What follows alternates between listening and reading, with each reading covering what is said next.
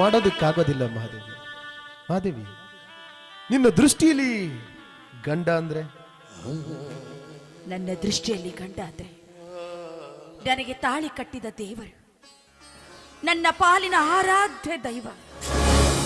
ತಾಳಿ ಕಟ್ಟಿದ ದೇವರು ನಿನ್ನ ಪಾಲಿನ ಆರಾಧ್ಯ ದೈವ. ದೈವದ ಮಾತನ್ನ ಪಾಲಿಸಬೇಕಾದದ್ದು ಸತಿಯಾದವಳ ಧರ್ಮ, ಅದು ಅವಳ ಆದ್ಯ ಕರ್ತವ್ಯ. ಹಾಗಾದ್ರೆ ನಾನು ಹೇಳೋ ಮಾತನ್ನು ಪಾಲಿಸ್ತೀನಿ. ಗಂಡನ ಮಾತನ್ನು ಪಾಲಿಸದೆ ಇರುವವಳು ಸತಿ ಅಲ್ಲ, ಅಂಥವಳು ಪತಿದ್ರೋಹಿ. ಪಾಲಿಸ್ತೀನಿ ಅಂತ ಮಾತು ಕೊಡು.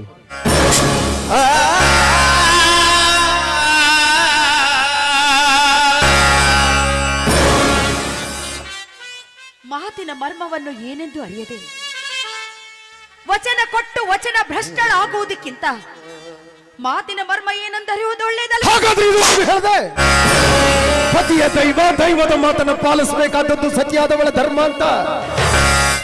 ಇದೇ ನಾನಿನ ಧರ್ಮ.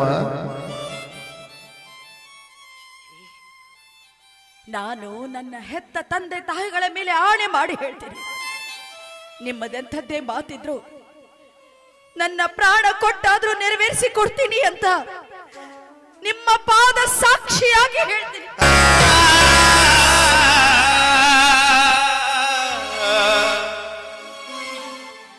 ಮಾತು ಕೊಟ್ಟಿದೀಯ ಮಹಾದೇವಿ, ತಪ್ಪಬಾರದು. ನ್ಯಾಯ, ನೀತಿ, ಧರ್ಮಕ್ಕಾಗಿ ಹೆಸರುವಾಸಿಯಾದಂಥ ಬೆಟ್ಟಪ್ಪರ ಮನೆತನಕರಿ ನಾನು ಸೊಸೆಯಾಗಿ ಬಂದದ್ದು. ಈ ಬೆಟ್ಟಪ್ಪ ಮಾತು ಕೊಡೋದಿಲ್ಲ, ಕೊಟ್ಟ ಮೇಲೆ ಬದಲಾದದ್ದು ಇತಿಹಾಸದಲ್ಲೇ ಇಲ್ಲ ಅಂದಾಗ ನಿಮ್ಮ ಧರ್ಮ ಪತ್ನಿಯಾದ ನಾನು ಕೊಟ್ಟು ಮಾತು ಮೀರ್ತೀನಿ. ಕೇಳಿ, ಅದೆಂಥದ್ದೇ ಮಾತಿದ್ರು ನಾನು ನೆರವೇರಿಸಿಕೊಡ್ತೀನಿ.